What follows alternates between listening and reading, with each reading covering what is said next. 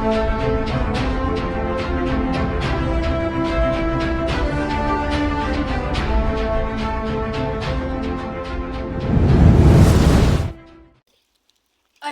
esto es Falcone Noticias y hoy vamos a estar hablando de la deforestación. La deforestación se refiere a la tala de un bosque, eliminándolo por completo para dar espacio a algo más en su lugar. Algunas provincias como Formosa, Salta, Santiago del Estero y Chaco concentran el 75% de la deforestación en la Argentina en el último cuarto del siglo. Según el ministro de Ambiente de la Nación, entre 1998 y 2020, la tala de árboles nativos alcanzó los 7 millones de hectáreas. Algunas de las causas de la deforestación es la expansión de la agricultura, la tala de bosques, el aumento del precio de la tierra, los cambios tecnológicos, la devaluación y la deuda externa. Para saber más sobre esta problemática nos hemos comunicado con Carolina Mónaco de EcoHouse, que nos va a hablar más sobre este tema. Bueno, muchas gracias. Yo soy Carolina Mónaco, soy directora del área de restauración ecológica y forestación de EcoHouse, que es una asociación civil que hace 7 años trabaja en programas y proyectos de transición hacia la sostenibilidad, y uno de ellos es el de restauración ecológica y forestación, así que me pone muy feliz ver que tengan interés en estos temas y que están armando una campaña de comunicación que es fundamental.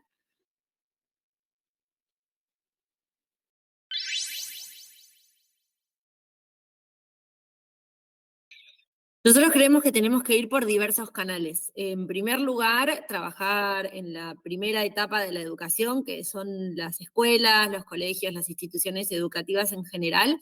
Así que tenemos programas específicos que trabajan tanto con estudiantes como con docentes, para que sean esas y esos docentes quienes también conozcan la información y puedan transmitirlo a estudiantes con quienes están todos los días. Luego creemos que es muy importante que se trabaje en el mundo laboral en este tema, o sea, es que las empresas que muchas veces tienen un peso en toda esta cadena de decisiones que terminan en si un bosque se deforesta o no se deforesta, conozcan los impactos de esas acciones, así que trabajamos en consultoría con empresas, muchísimo en capacitación para que comprendan el impacto de estas acciones, y luego creemos que es importante comunicarlo lo más masivo que se pueda. Entonces, hemos realizado, por ejemplo, acuerdos con medios masivos de comunicación, con diarios, con portales de noticias y demás, para poder publicar cada tanto alguna nota, alguna noticia al respecto. Trabajamos en redes sociales, que ahí es como, bueno, no dependemos de otras personas o de otros editores o editoras que definen, sino podemos comunicar y armamos como distintas piezas de comunicación. Así que nuestra idea de cómo abordar la concientización y educación en este tema es lo más integral posible, ¿no? Tratamos de trabajar con distintos públicos.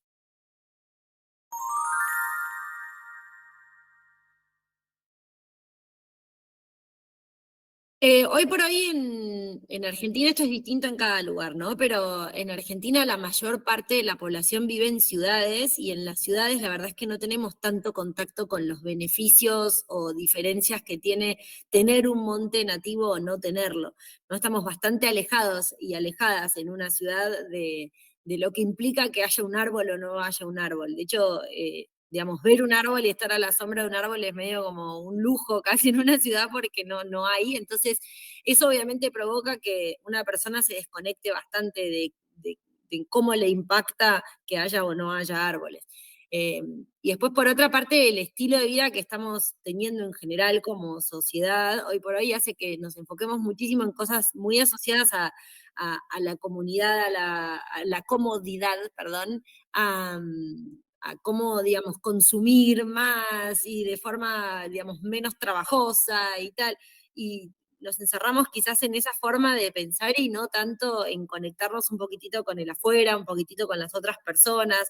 Entonces, eso también hace que sea difícil, digamos. Y después, lo tercero es que en un montón de casos, esa forma de vivir, de consumir cada vez más y que sea lo más cómodo posible y lo más rápido posible y la mayor cantidad posible, ha provocado estragos en los lugares donde había efectivamente bosques nativos. Entonces, por ejemplo, en Santiago del Estero había muchísimas comunidades que se dedicaban a sacar frutos de los árboles que hay allá. Uno de ellos es el algarrobo blanco, por ejemplo, y hacían mezclas para teñir telas y tenían telares. Eran comunidades enteras que se ocupaban de hacer tejidos después los cuales los vendían, con eso tenían sus ingresos, con eso tenían su ropa.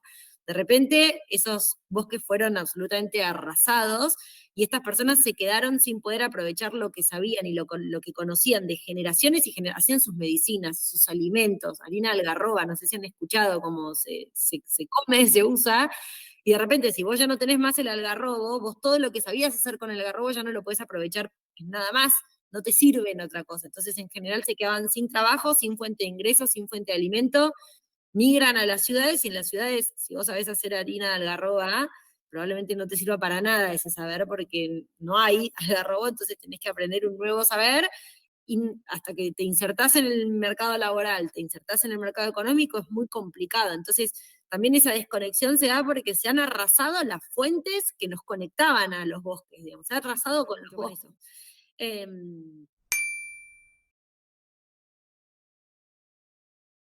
Lamentablemente, como sucede con un montón de leyes, digamos, de hecho la ley de bosques que tenemos en Argentina es una buena ley, lo que hace es dividir los bosques en tres categorías.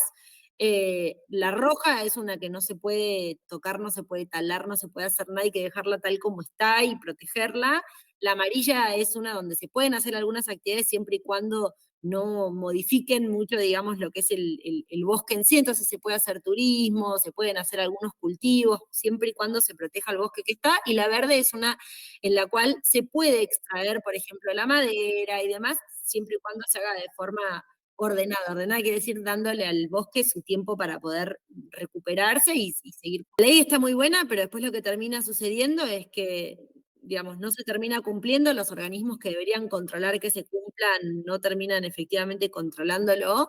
Eh, y bueno, y las personas avanzan, ¿no? Como por desconocimiento en muchos casos, por necesidad en muchos otros. Recordemos que Argentina está en crisis climática y ecológica declarada desde el 2019, pero también está en una crisis económica y de desigualdad social desde hace muchísimos años. Entonces, a muchas personas que tienen un espacio y lo pueden el día de mañana transformar una pequeña hectárea y la pueden transformar en tabaco, por ejemplo, que la industria del tabaco en el norte es bastante complicada y avanza sobre los montes nativos, y bueno, a veces no tienen la posibilidad de elegir, decir, bueno, no, dejo el monte nativo y aguanto mi economía de otra manera. Así que el problema con las leyes es que están, pero por desconocimiento en algunos casos y por intereses de algunas industrias un poco poderosas, no se terminan cumpliendo. Y obviamente falta de voluntad política de controlar.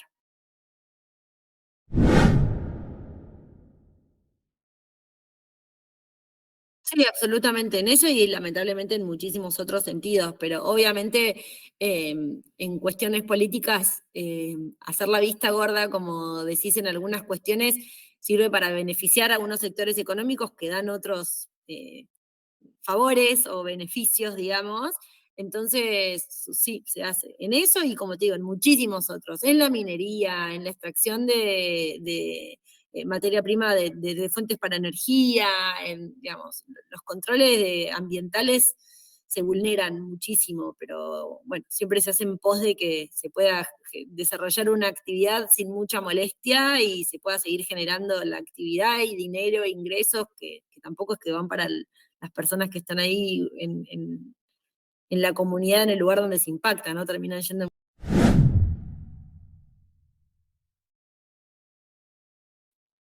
Son casualmente provincias donde hay muchísima desigualdad social. Santiago del Estero es la provincia con mayor desigualdad social de toda la Argentina. Eh, Provincias con una gran porción de la población en situación de vulnerabilidad. Eso quiere decir que no tienen a veces muchas opciones para elegir. Entonces, lo que yo les decía recién, si vos tenés un pedacito de monte nativo y alguien viene y te dice, te lo compro para hacerlo tabaco y ya, te doy la plata ahora, en este preciso momento, y te lo talo y después le tiro veneno, y a vos no te va a servir en 10 años para cultivar nada porque lo voy a aniquilar a la tierra que hay acá, pero te resuelve el problema de hoy. Bueno, si vos no tenés opción y tenés que darle de comer a tu familia, digamos, no tenés muchas elecciones. Segundo, son provincias en donde el poder político está hace mucho tiempo, digamos. En Formosa tiene el mismo gobernador hace más de 2 décadas. En Santiago del Estero sucede lo mismo, es el gobernador, su esposa, la esposa del gobernador, van como... Entonces, también como cuando no hay un interés específico del poder político, en trabajar en un tema no se trabaja, y no se refuerza y no se trata, y evidentemente no está ese interés político. Son provincias que fueron arrasadas, ¿no? Y después, bueno, lo que decía recién también, la realidad de que muchas de las personas que viven en esas provincias tienen necesidades vitales insatisfechas, hacen que tampoco tengan muchas veces las posibilidades de acceder a la información de qué implica que tires abajo tu pedacito de monte nativo, ¿no? Como muchas veces no entienden o no conocen o no saben que si tiran abajo de ese árbol, probablemente los pocos animales que tenían, probablemente se mueran porque no tengan sombra o no tengan frutos para comer o no tengan agua para tomar, y etcétera, etcétera, etcétera. Entonces es como un ciclo vicioso que termina bastante mal, lamentablemente. Esas provincias, bueno, porque son provincias que tienen características similares, ¿no? De otro tipo de necesidades, de evidentemente una decisión política de no trabajar el tema y bueno, se perpetúa.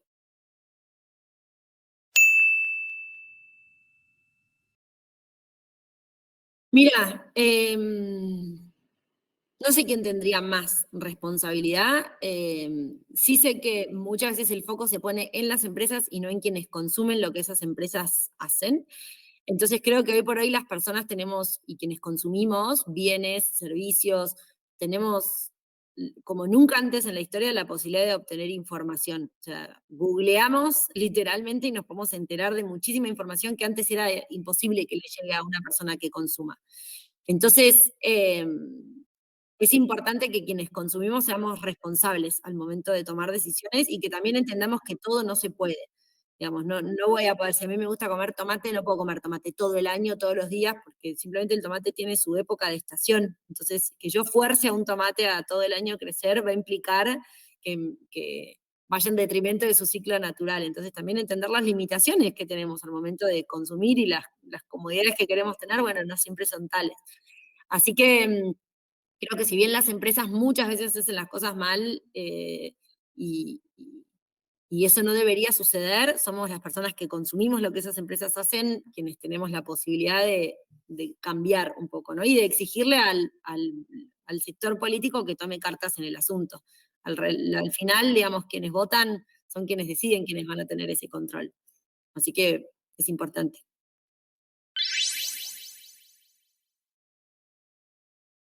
Campaña mundial a partir del año pasado en el Congreso Mundial de Biodiversidad, que se hace cada 2 años, se firmó un acuerdo mundial, no es un acuerdo, es más bien como si fuese bueno, sí, es un acuerdo, em, para proteger el 30% de las áreas naturales del mundo.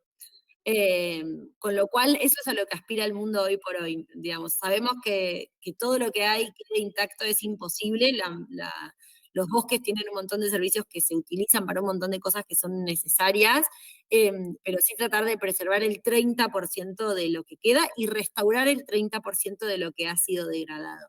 Así que es una meta muy ambiciosa, pero bueno, en una de esas, si se apunta bien y se hacen el esfuerzo necesario, se podría apuntar. Así que para responder eso, obviamente que mientras más, mejor, pero los países que asisten a la COP de biodiversidad, que son la gran mayoría, digamos, pensaron en este número y acordaron este número. Así que te diría que es el número al que podríamos apuntar.